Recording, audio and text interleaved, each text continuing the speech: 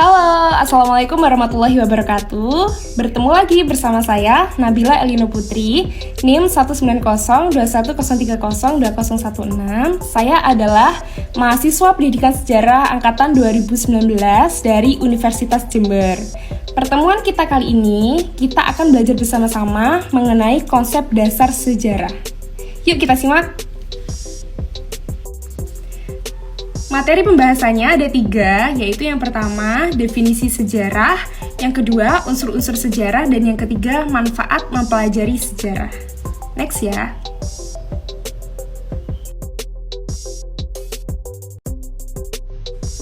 Ada yang tahu nggak di samping saya itu gambar apa? Ya, betul sekali. Jadi gambar di samping saya adalah gambar secangkir kopi beserta dengan bijinya.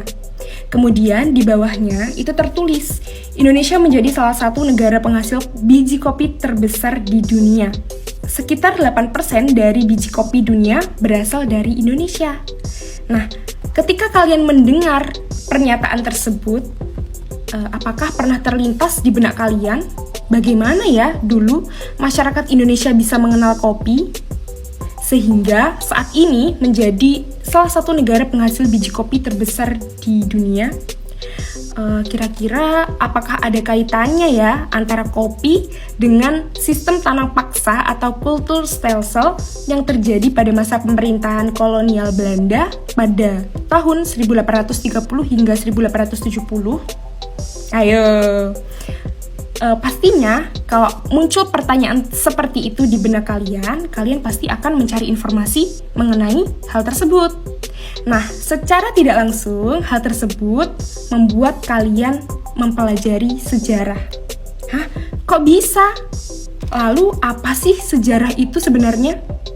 Next ya. Oke, kita memasuki materi inti ya. Yang pertama yaitu definisi sejarah. Istilah sejarah. Nah, yang pertama yaitu berasal dari bahasa Arab, yaitu syajarotun yang berarti pohon. Sebuah pohon terdiri dari akar, dahan, ranting, dan juga daun. Sehingga sejarah diartikan sebagai asal-usul, riwayat, dan silsilah yang menyerupai sebuah pohon. Kemudian, sejarah berasal dari bahasa Inggris, yaitu history, yang artinya masa lampau. Kemudian, berasal dari bahasa Yunani, yaitu historia yang artinya orang pandai. Lalu, menurut Kamus Besar Bahasa Indonesia, mengartikan yang pertama, yaitu sejarah merupakan asal-usul atau keturunan dan juga silsilah. Kemudian, arti yang kedua, yaitu sejarah diartikan sebagai kejadian dan peristiwa yang benar-benar terjadi pada masa lampau. Next ya. Selanjutnya, yaitu definisi sejarah menurut ahli. Yang pertama, menurut Herodotus, beliau menyatakan bahwa sejarah tidak berkembang ke arah depan dengan tujuan yang pasti, melainkan bergerak seperti garis lingkaran yang tinggi rendahnya diakibatkan oleh keadaan manusia. Kemudian, menurut Sartono Kartodirjo, sejarah adalah gambaran mengenai masa lalu manusia dan sekitarnya sebagai makhluk sosial yang disusun secara ilmiah dan juga lengkap. Kemudian menurut Kuntowijoyo, sejarah merupakan rekonstruksi dari masa lalu. Next.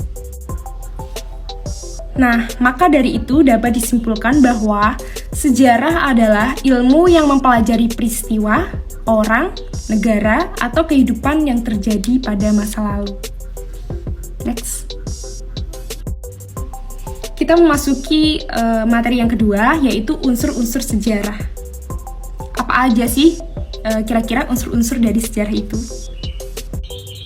Nah, unsur-unsur sejarah yang utama ada 3, yaitu ada manusia, ada ruang, dan juga ada waktu.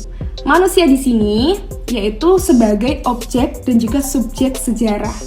Manusia dikatakan sebagai objek sejarah karena manusia merupakan pelaku sejarah. Kemudian, manusia dikatakan sebagai subjek sejarah karena apapun yang dilakukan oleh manusia, nah itulah yang kita pelajari dalam sejarah. Seperti itu ya. Kemudian unsur yang kedua yaitu ruang. Ruang itu merupakan tempat terjadinya suatu peristiwa. Jadi konsep ruang ini menjawab pertanyaan di mana suatu peristiwa itu terjadi. Misalnya nih, dalam peristiwa proklamasi kemerdekaan Indonesia, ruangnya ada di mana sih? Nah, jawabannya berarti ruangnya ada di Jalan Pegangsaan Timur nomor 56 Jakarta. Seperti itu, berarti konsep ruangnya ada di situ ya. Kemudian unsur waktu, yaitu kapan peristiwa itu terjadi. Misalkan dalam peristiwa tadi, proklamasi kemerdekaan, kapan sih peristiwa itu terjadi? Jadi konsep waktunya ada pada 17 Agustus tahun 1945. Seperti itu ya. Oke, kita memasuki materi yang ketiga ya, yaitu manfaat mempelajari sejarah. Kira-kira apa ya manfaat mempelajari sejarah itu? Oke, jadi manfaat sejarah menurut Louis Goslak dan juga Nugroho Noto Susanto itu ada 4 ya. Yang pertama yaitu manfaat edukatif, yang kedua inspiratif, yang ketiga rekreatif, dan yang keempat instruktif. Jadi manfaat yang pertama yaitu manfaat edukatif, yaitu seperti kata Cicero, sejarah adalah guru kehidupan.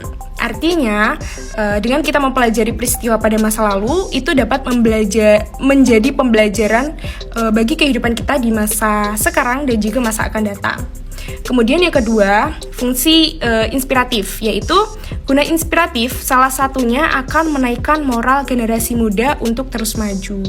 Nah, misalkan nih teringat masa kejayaan kerajaan Sriwijaya dan juga Majapahit. Nah, tentunya hal itu dapat menjadi inspirasi bagi kita semua agar bisa mengembalikan kejayaan tersebut di masa sekarang dan juga di masa yang akan datang. Kemudian, manfaat yang ketiga yaitu rekreatif. Jadi, mempelajari sejarah juga dapat memberikan kesenangan atau rekreasi dalam diri.